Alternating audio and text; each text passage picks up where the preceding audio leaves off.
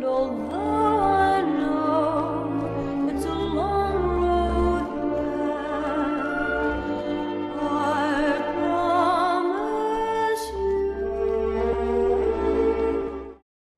How's it going, everybody? I'm Seth Feroce. I am an IFBB Pro bodybuilder. This status has been a lifelong dream of mine. As everybody knows, they have adversity in life. They need inspiration. They need to find motivation. That's one of the things I'm here to tell everybody about, my story. I've gone through a lot of adversity over the years, and today I'm going to give you my story and how I got to this point, and fulfilling my dream and living it every day. We're going to go back a while. When I was 13 years old, I was the fat kid. I didn't have a lot of self-esteem. My nickname was Chubs. That was the name that my friends gave me. I really didn't like it too much. I was a young 13-year-old guy going through puberty.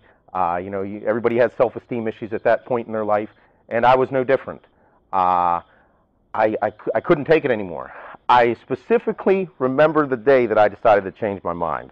I was sitting on the couch at home, eating Snyder's barbecue potato chips, sitting there watching TV and flicking through the channels, and I came across an Arnold Schwarzenegger movie, and I always remember I saw my dad watching them all the time, and I was like, oh, I'll watch this. Dad watches it, and he came on, and it was the beginning of the movie, and it was whenever Arnold was carrying this big log on his shoulder. The movie was Commando. Some of you probably know what it is, but right whenever I saw that, I said, I want to be like that. I want to have those giant muscles, and I want to be, it was just something that I saw that I wanted to do. So I watched the whole movie. I put the bag of potato chips away, and I remember whenever my dad came home from work that day, I said, Dad, I want to lift weights. Kind of looked at me like, okay, sure.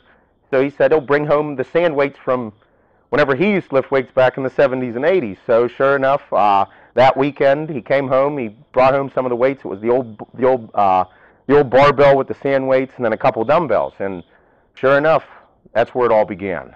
I went to a Catholic school whenever I was in grade school up until 8th grade, and I started lifting. I think it was like end of 7th, 8th grade whenever I started lifting weights. And I wanted to play football. I said I want to play sports. I want to try. So whenever I went to high school, I went to a public school, and I went out and played football and wrestled that year. I was actually pretty good. I turned out to be pretty athletic. I started getting in shape.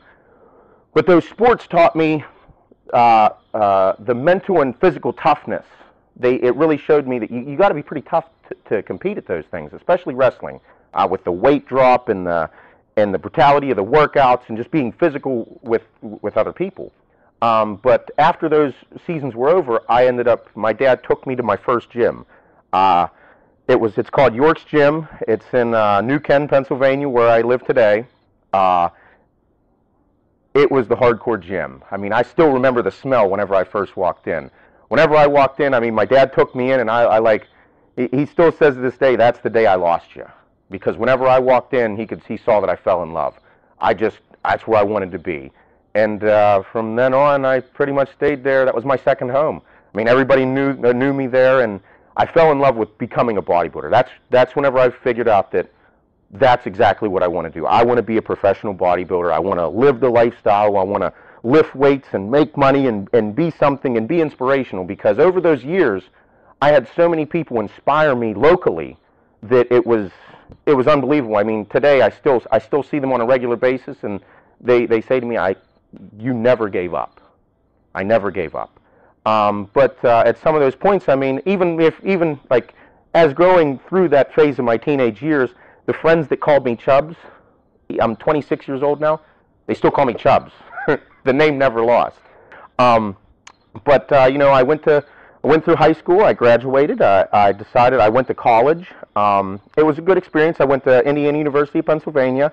It was a pretty wild school. But I got a degree in safety sciences, which OSHA, EPA, and DP regulations, and not really related to physical fitness, but I kind of self-taught myself over the years. But anyway, in college, I had a lot of fun, like a lot of people do. But in college, I believe I was a junior. I got my girlfriend pregnant. It was a devastating time.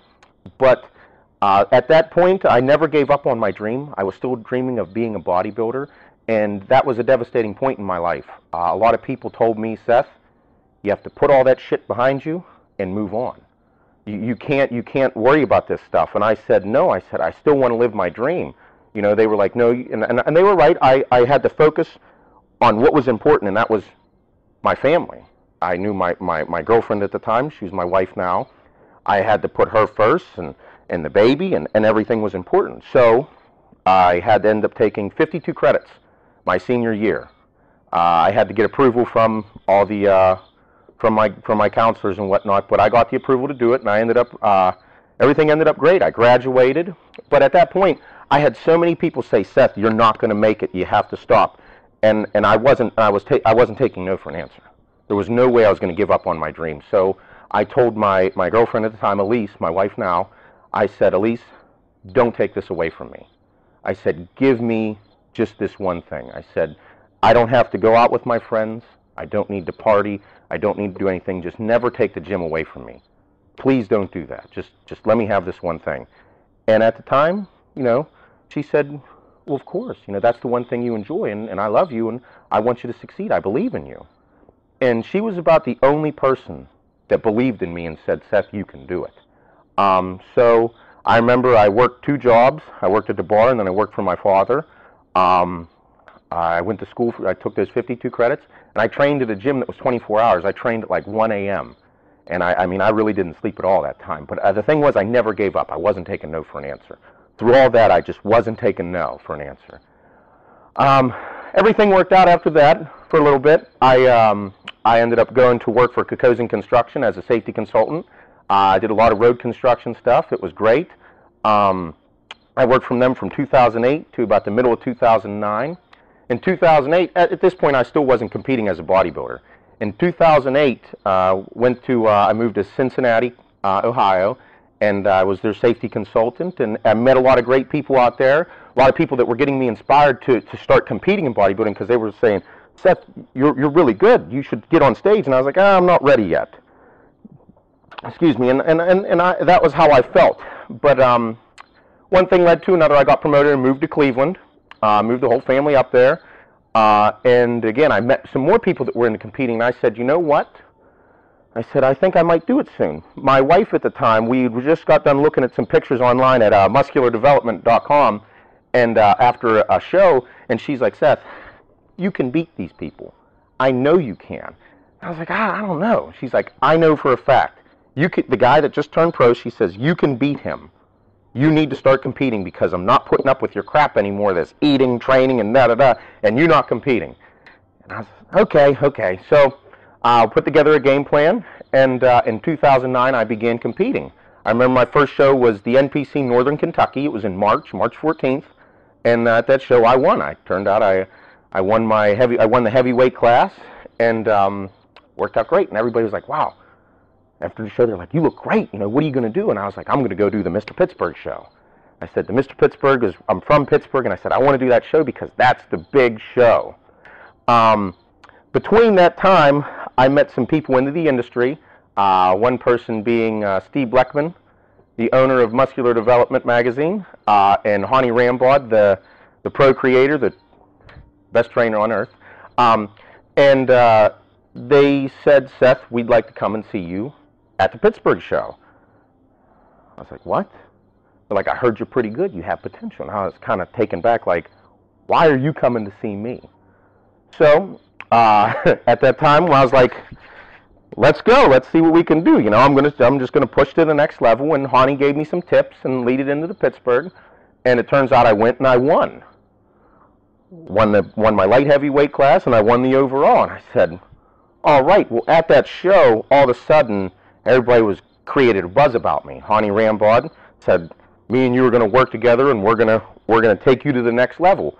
Steve Luqman, the owner of Muscular Development, saw me, and he said, I'm flying you to Venice.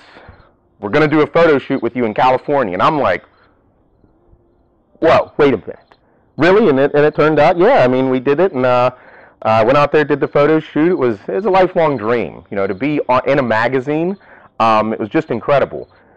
So after that, we decided to. I talked to Hani and I said I want to, attempt to turn professional at one of the shows, and the show that we chose was the 2009 Nationals.